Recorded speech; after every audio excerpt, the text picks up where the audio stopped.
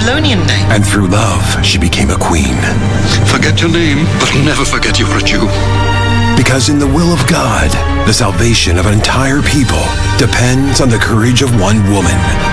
Rise, Esther, Queen of Persia and Media. Hail to the Queen! The stability of the entire kingdom is in danger. This is the Hadassah I know.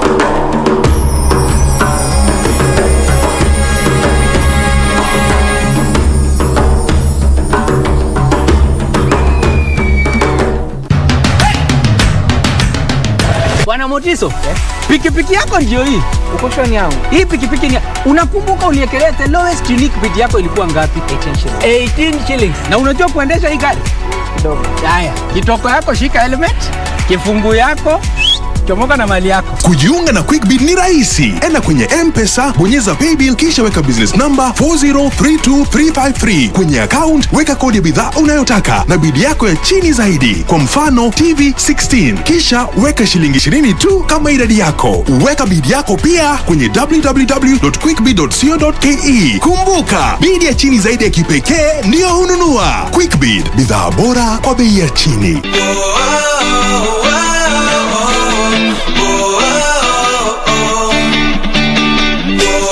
We get ideas and ignore them. Well, it's important to act fast on the things that God tells, because if you do not obey, he stops speaking and you're wondering what's wrong with my life. I tried, you know how you try in school to sing them secular songs, those Maria Carey at the time, and Whitney and Celine, and you know how you try those songs, but it feels so empty for me. Baba nichukue nifunze nataka kusoma kwa shule yako, kwa shule yako.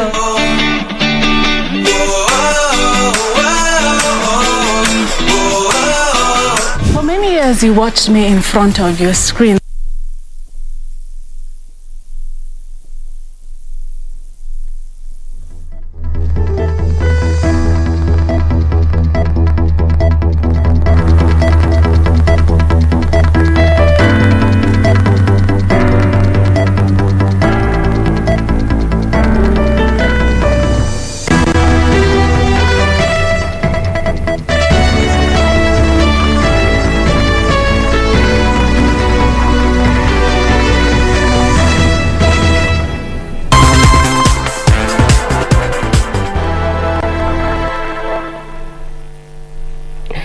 Good afternoon. Thank you for creating time for us. This is KBC. A very warm welcome to the Lunchtime News.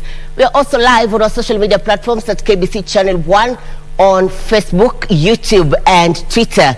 My name is Irene Muchuma Odim. My co-anchor on sign language interpretation is Byron Abuli.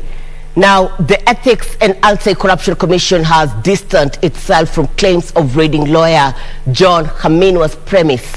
This comes after two men alleging to be officers went to the lawyer's office, claiming to be from the Anti-Corruption Commission.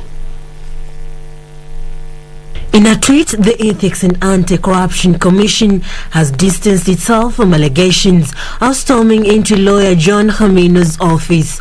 The statement reads, "The Ethics and Anti-Corruption Commission wishes to notify the public that it did not conduct any operation yesterday, and media reports suggesting that the EACC visited the offices of John KHAMINWA, senior counsel, are unfounded." This was a response following KHAMINWA'S assertions that two men went to his office claiming to be officers from the EACC. They were not very properly dressed in an impressive manner, and I was very suspicious of them. I got the impression that they called themselves police officers and so on, but I was a bit skeptical. I didn't even seem to believe that they were police officers, and they said they were from the Anti-Corruption Agency. The lawyer further asked the Inspector General of Police to ensure all lawyers who are involved in the BBI hearing are safe. For Lunchtime News, I'm Serafina Robbie.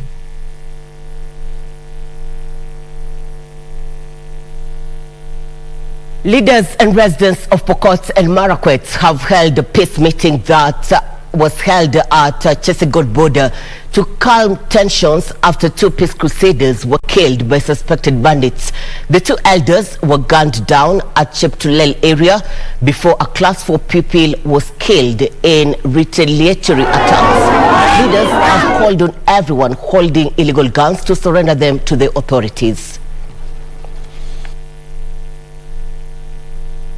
Vice President William Ruto is in UMOJA. The county of Nairobi will be getting back to the story that I've read earlier.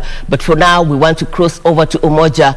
And John Jacob KERIO is with the delegation to bring us up to speed with the latest development. And he says there is a current address from area leaders who have accompanied the deputy president, and let's listen in.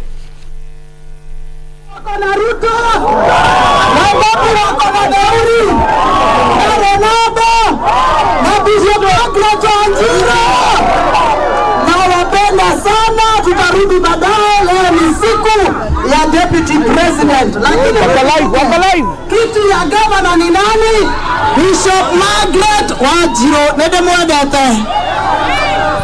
Aya, asanteni sana. Wewe soja, wachia hao watu wakuje hapa. Kupatikana hasla sio rahisi. Hao wanaitwa hapo. Sawa sawa. Bas, watu wa UMOJA, mimi nimekuja hapa kanisani. Sawa sawa. Kwa sababu vijana wa hapa UMOJA walisema tukuje tuwasaidie kujenga jengo lao la kanisa. Lakini mbona mimi sikuwaona kanisani nyinyi?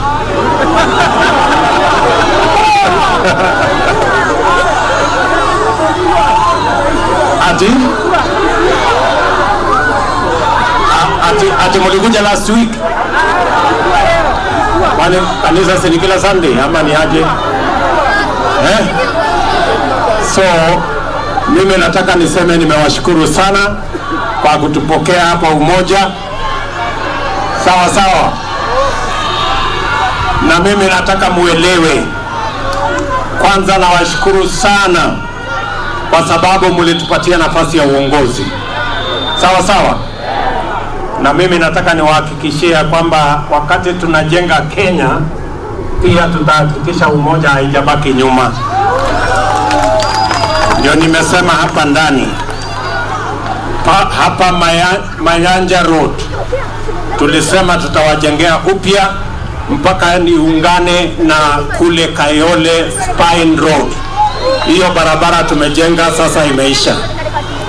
Ile inataka sasa tujenge ni hii Charina, na tumeweka pesa tayari, itatengenezwa barabara ya huko chini Molem mpaka Baraka. Hata na hiyo pia tunatengeneza, na tutahakikisha kwamba inako kwenda SDA kwenda mpaka Moi Road pia tutaweka lami ikae sawa sawa. Nyinyi mnanielewa? Na mimi nataka niwaambie watu wa Nairobi ya kwamba tuliamua ya kwamba wakati Kenya inajengwa lazima Nairobi ijengwe. Wakati kule Karen na Muthaiga na kule Runda inajengwa barabara, lazima EASTLANDS ijengwe barabara. Kwa wananchi wote wakae sawa. Watu wa UMO tuko pamoja. Tunakubaliana? Mimi nataka niwaambie hivi. Mlisikia jana wale wanashindana na mimi wanalalamika ati mbona deputy president anaenda kanisa, mbona ameenda kusaidia kina mama mboga, mbona ameenda kusaidia watu ya bodaboda. Mimi nataka niwaambie hawa wasee, sawa, ile mashtaka wameniweka ati nimesaidia kanisa, ati nimesaidia bodaboda, ati nimesaidia kina mama, hawajakosea. Ni kweli nimewasaidia.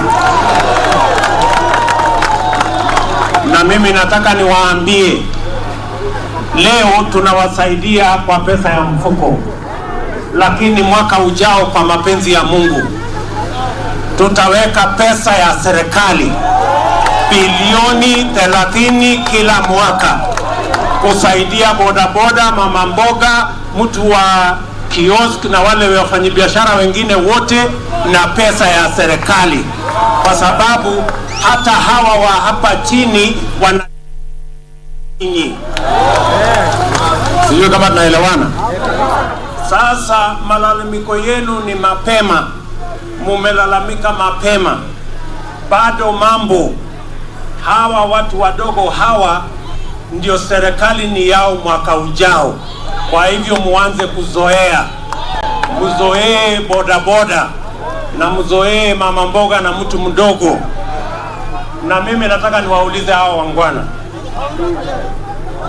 mbona nyinyi mnalalamika saa ile mama mboga na bodaboda wamesaidiwa, na hamusemi ya kwamba mimi niliwasaidia pia nyinyi mkapata mamlaka? Siku ile nilikusaidia my friend ukuwe prime minister, mama mboga hakulalamika, mtu ya bodaboda hakulalamika. Mbona saa hizi nimesema nataka kusaidia mama mboga na mtu wa bodaboda unalalamika? Kwa sababu gani? Sijui kama tunaelewana. Tuko pamoja, watu wa umoja, tuko pamoja. Na mimi nataka niwaambie hivi, badala ya nyinyi kulalamika na kutuambia hekaya ya UMOJA na kutupatia mushene na kitendawili, sisi tumesema safari hii tunabadilisha uchumi kuanzia chini, mtu apate vile ya kufanya biashara, mwenye hana kazi afanye kazi, tukielekea juu.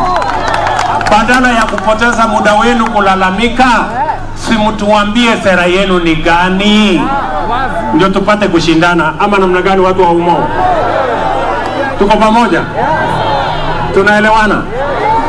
So I want to tell my friends, the ones who have contempt for poor people, the people who hate the law in our society, I want to tell you that this country is going to change.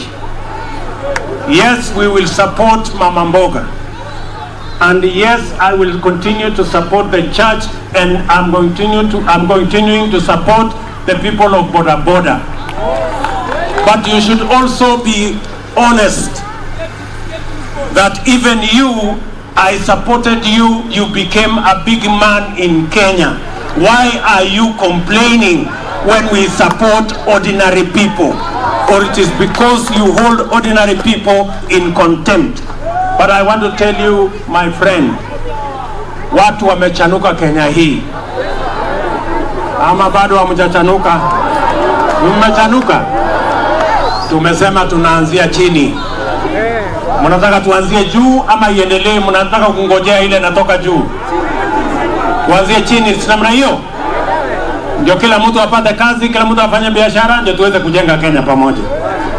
Tumeshakubaliana watu wa UMO? Tumekubaliana? Tumekubaliana?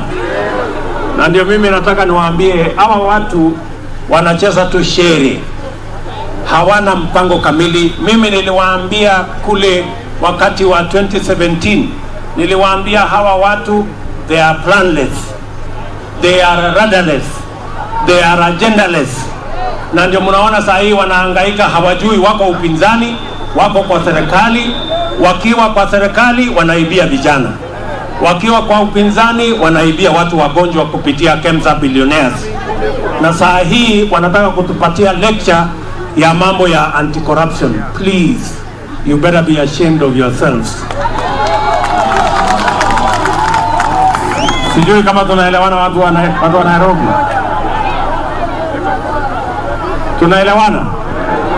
Safari hii mnasema tuunde serikali ya mahasla. Wangapi wako tayari tuunde serikali ya mahasla next year? Na mimi niko tayari, my friends.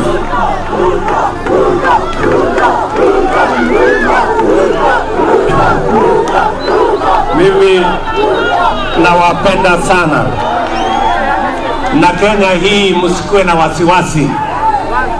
Kuna watu wengi wako na vitisho, sijui itafanyika, sijui watalete, sijui fujo, sijui eti wataiba, sijui eti watasongesha uchaguzi, sijui eti itafanyika nini. Mimi nataka niwaambie, hiyo yote ni borocho ya bure.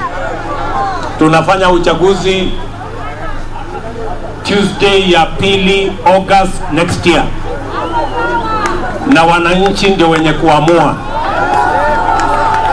Tunaelewana? Kwa hivyo wale wengine wanatupigisha story ya bure, na tumesema safari hii tunaunda serikali ambayo inaelewa lugha ya mtu mdogo. Tumekubaliana? Tuko pamoja? Mimi nawapenda sana, asanteni sana, na watakia baraka ya Mungu. God bless you. Thank you very much. Deputy President William Ruto addressing a gathering in Nairobi's UMOJA area, and he is accompanied by a section of leaders right from other parties, including UDA, and he's telling off his critics. My colleague John Jacob Kuria, he is with the team, and he'll be able to bring us a detailed news item in our subsequent bulletin. In other news, Garissa Township MP Eden DUALE says they will not accept a woman KADHI as it has no basis in Islam. DUALE, however, said Islam as a religion holds women in high esteem with clear definition of roles played by each gender. Days after some women activists toyed with the idea of having a woman rise to the position of Chief KADHI, Garissa Township MP Eden DUALE has moved to cool the hills. Hiyo musileta hapa kwetu. We will not accept a woman to be a KADHI. It is not found in the Quran, and it is not found in the teaching of the Prophet. The women had argued that the appointment of Martha Koome as Chief Justice had meant that the women have finally broken the ceiling. Martha Koome is a Chief Justice in a secular judiciary. She is not a Chief Justice of a religious organization. DUALE faulted the current Chief KADHI Sheikh Muddar, who welcomed the idea of a woman climbing to the top of the court. Yusuf Far reporting for Lunchtime News.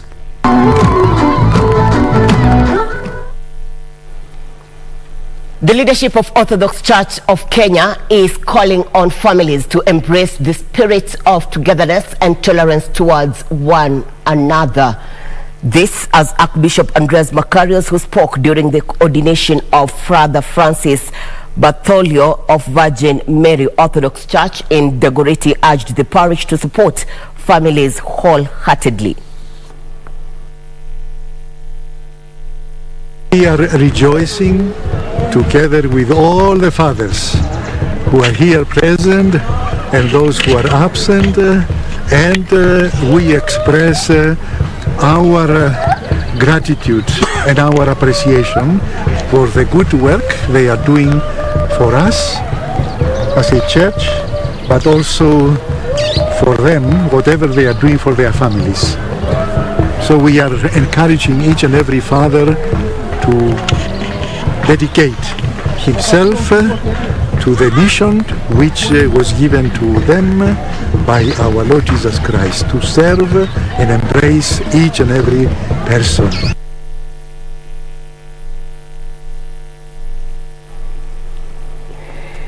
You're watching Channel 1 Lunchtime News. We do appreciate your feedback on our social media platforms at KBC Channel 1 on Facebook, YouTube and Twitter. We are taking a short commercial break. We'll be back with more. Stay with us.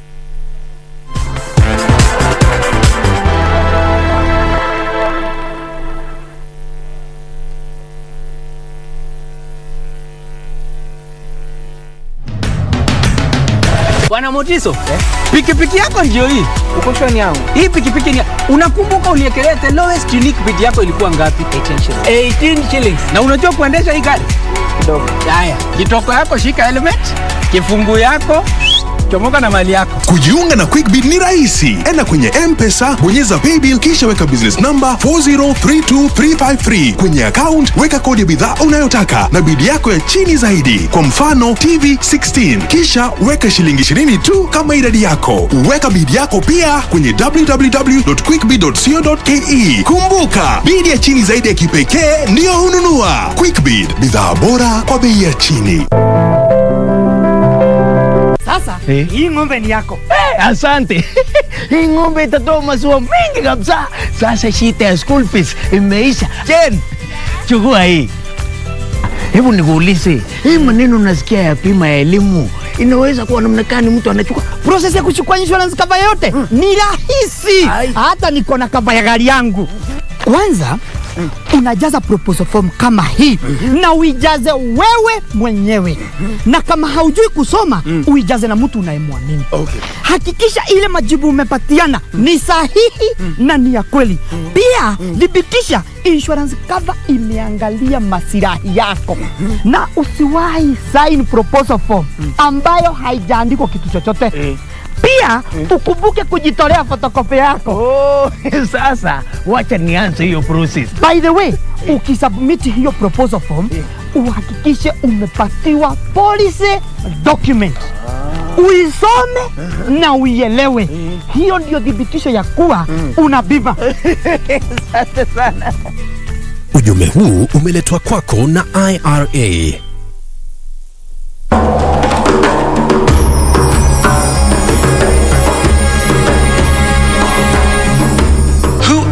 I am Esther, a Babylonian name. And through love, she became a queen. Forget your name, but never forget you're a Jew. Because in the will of God, the salvation of an entire people depends on the courage of one woman. Rise, Esther, Queen of Persia and Media. Hail to the Queen! The stability of the entire kingdom is in danger. This is the Hadassah I know.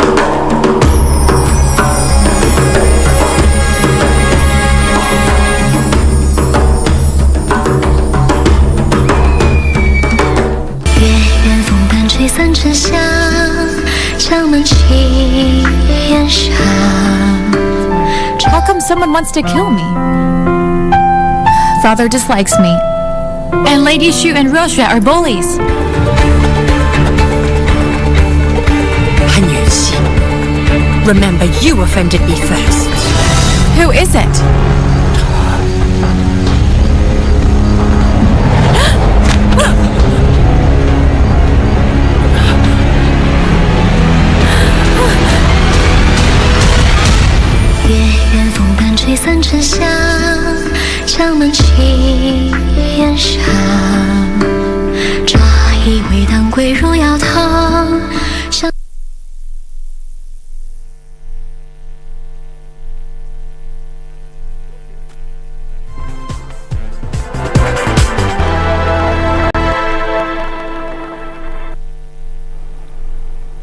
Thank you for staying with us. This is Channel 1 Lunchtime News.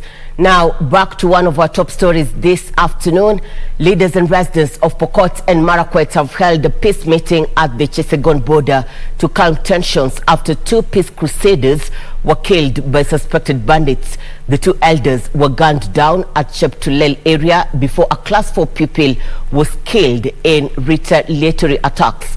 Leaders have called on everyone holding illegal guns to surrender them to the authorities. The latest incident is seen as a threat to the peace that has prevailed in the region for a while now. The resurgence of insecurity has affected learning in the area, led to the closure of markets, and some have already fled to safety. No one has been arrested, even after residents and local leadership from both communities gave out a list of those propagating violence in the region. Majina tulipeleka kwa serikali na wa serikali wako hapa na Philip, ikifika wakati ile sasa tunapeana kwa serikali wa kina DC, wanatuambia hawa wamefika hatua kali.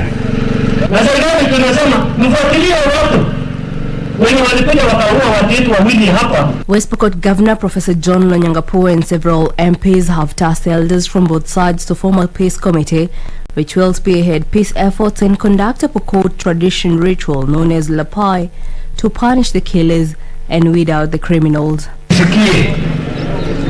Kilio na kilio tena kuanzia leo. Ati kuna risasi imechelewa inapiga kelele. Kuna mtu anatangatanga na bunduki. Baba anatisha watoto walali. Reporting for Lunchtime News, I'm Jackie Wambiru.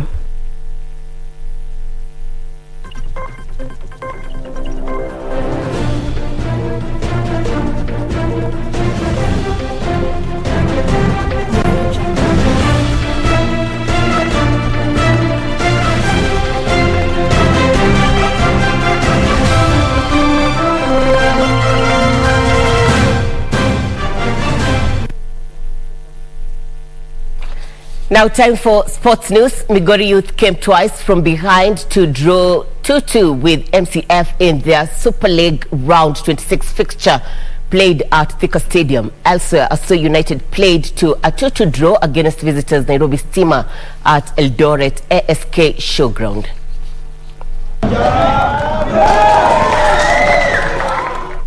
John Ochieng scored the opener for MCF in the 19th minute after connecting a corner kick.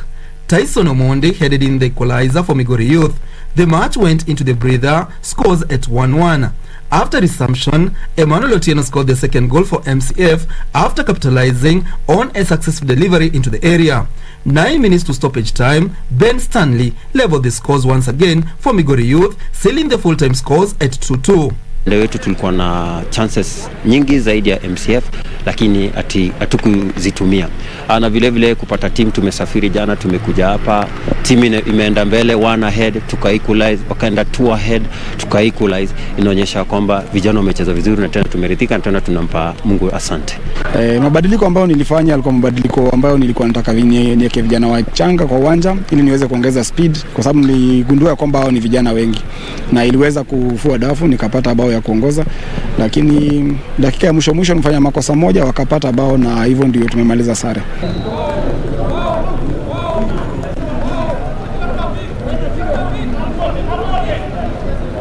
To the NBA Finals for the first time since 1974 by overcoming the Atlanta Hawks to win the Eastern Conference title. The Bucks earned a 118-107 victory in Game 6 to claim the best of 7 series 4-2.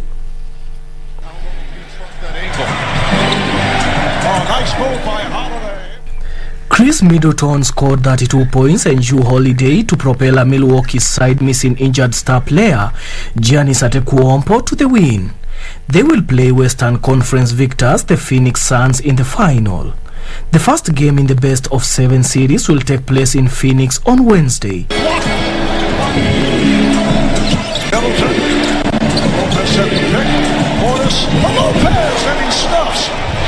Middleton was again key for the Bucks as he scored 16 straight points and 23 in total for his side in the third quarter to give them a 91-72 lead going into the final period.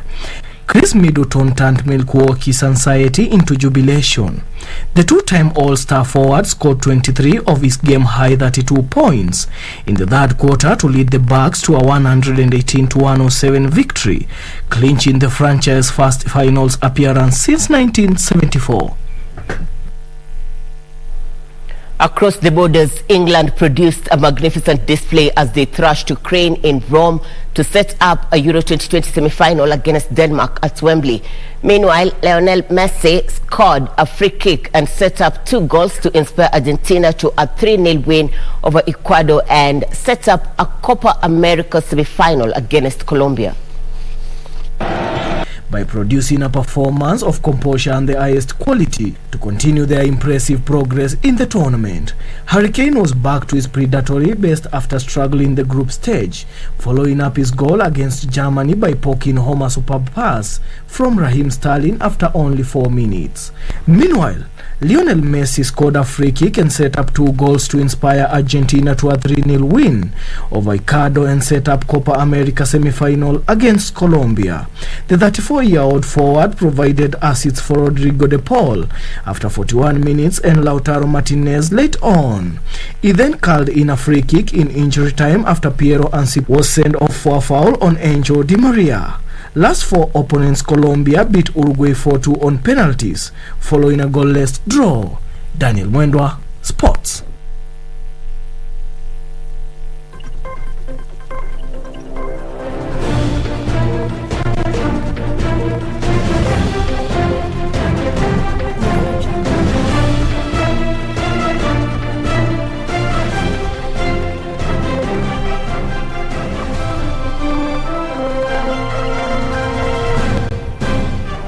We have come to the close of Channel 1 Lunchtime News. For more details on Just Add items and many more, do log on to www.kbc.co.ke and also stay tuned for our subsequent bulletins at 7 and 9 p.m. This is KBC. My name is Irene Muchuma Odem. My co-anchor on sign language interpretation is Byron Abole. Thank you so much for your company. Good afternoon.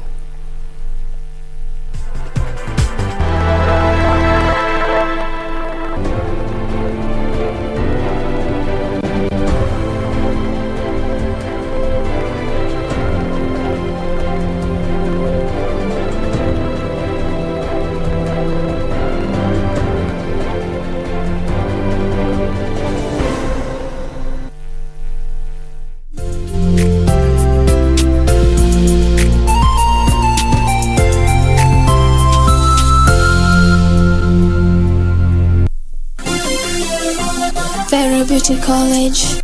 Vera Beauty and Fashion College with branches in Nairobi, Eldoret, Thika and Meru. Did you know that we are a TVET approved institution? We offer courses in fashion design, interior design in soft furnishing, event decoration, flower arrangement, event planning, hairdressing, barbering and dreadlocks, beauty therapy, makeup, nail technology, spa massages, teaching skills, TOT, solo business management, and many more.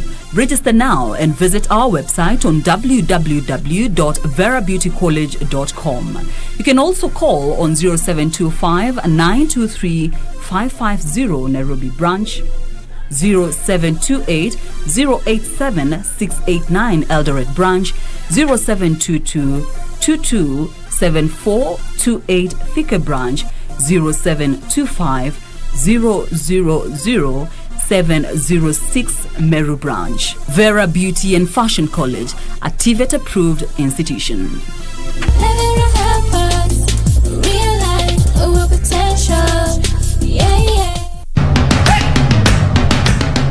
Bwana Motiso, pikipiki yako ndio hii.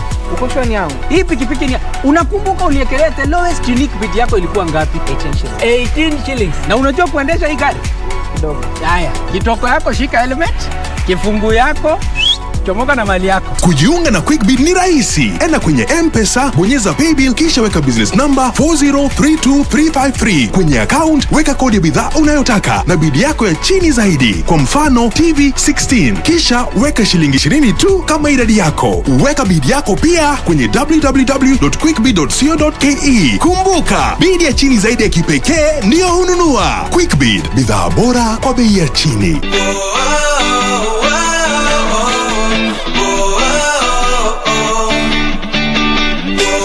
We get ideas and ignore them. Well, it's important to act fast on the things that God tells you, because if you do not obey, he stops speaking and you're wondering what's wrong with my life.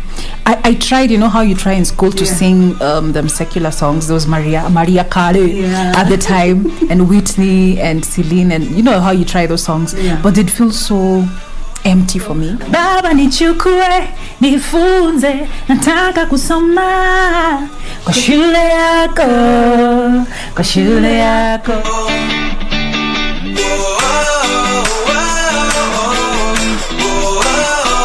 For many years you watched me in front of your screen.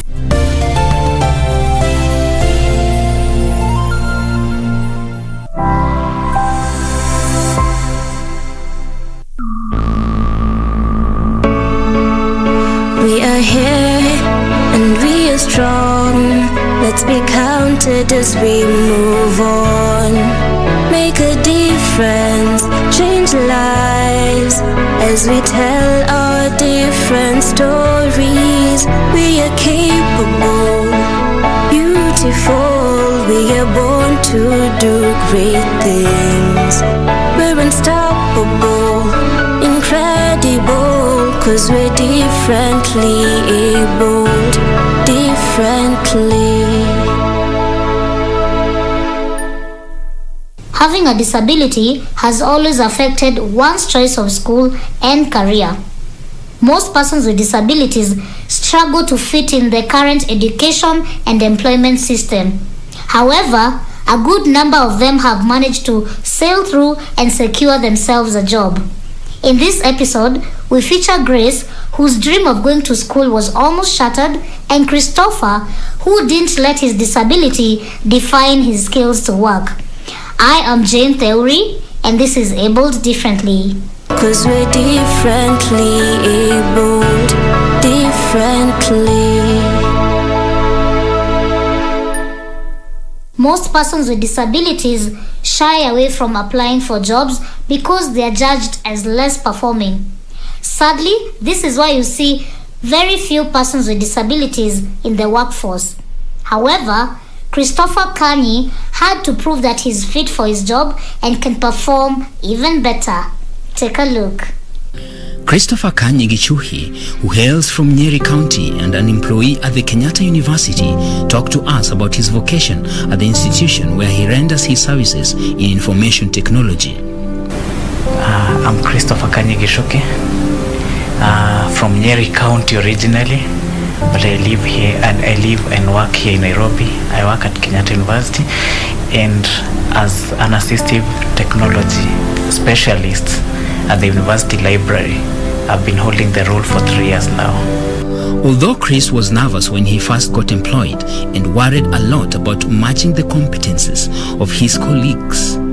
Nervousness ilikuwa like, watu wengine wa IT watanichukulia, will they think like nimekuja kuonyesha, nimekuja like mimi ule msee na hakuna kitu yote najua, like what if someone decides to sabotage me. I was nervous about that, but then God helped me, at least sikujipata kwa hiyo crisis.